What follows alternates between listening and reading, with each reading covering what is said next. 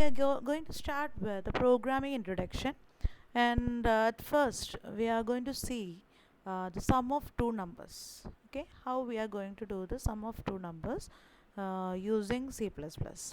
Okay, let's introduce initial that algorithm for sum of two numbers. Okay, first one is the start. Okay, and then we have to read the two numbers, that is read A and read B, and then we have to add the two numbers, that is sum is equal to A plus B, and after this we have to display the sum.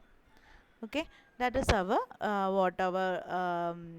algorithm for sum of two numbers. So how to convert this algorithm into this one, that is C++ program. The start will be converted into the hash include iostream.h until this bracket. Okay, and then next thing is in read A and read B.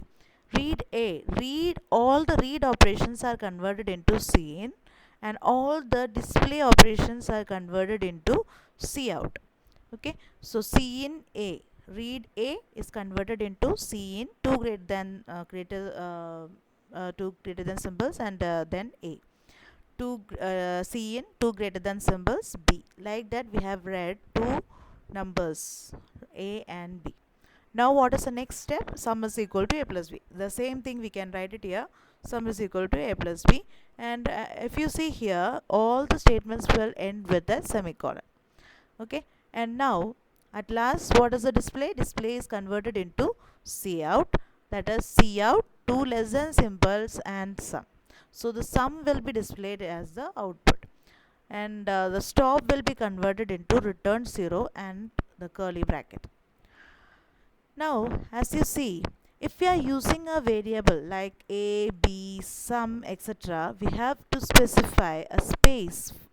We have to specify that we have to allocate some space for these variables a, b, and sum. So for that, what we will write it as int a comma b comma sum. So here what we are saying to the compiler is we have to allocate a space for a space for b, a space for sum. That is it. All these a, b, and sum are of integer type. That is what this data type. This is known as the data type. So if we are specifying like int a comma b comma sum, what it will do?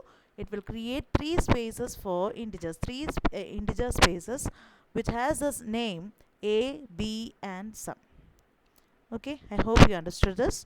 Now let's start with the next one, that is sum of five numbers. So if we have understood how we have done the sum of two numbers, we can see the sum of five numbers here. So let's see the algorithm first. So first we have seen the start. Okay, then we have to read how many numbers? Five numbers. So we are reading what? Five numbers, A, B, C, D, E.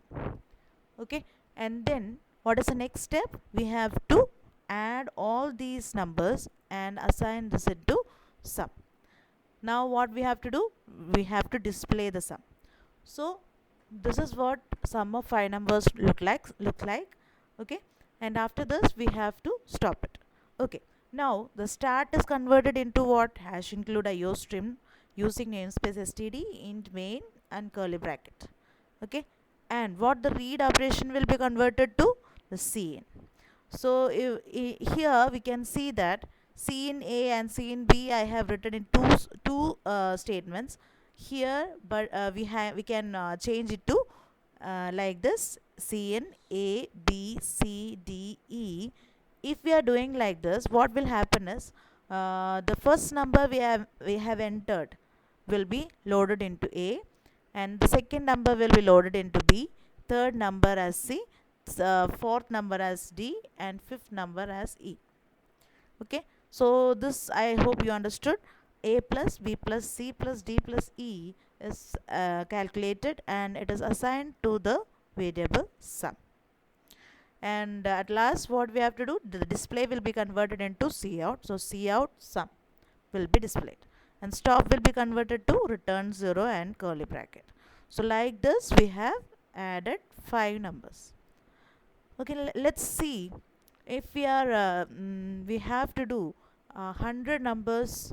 We have to read 100 numbers and we have to add those numbers. How many variables we have to create? 100 variables.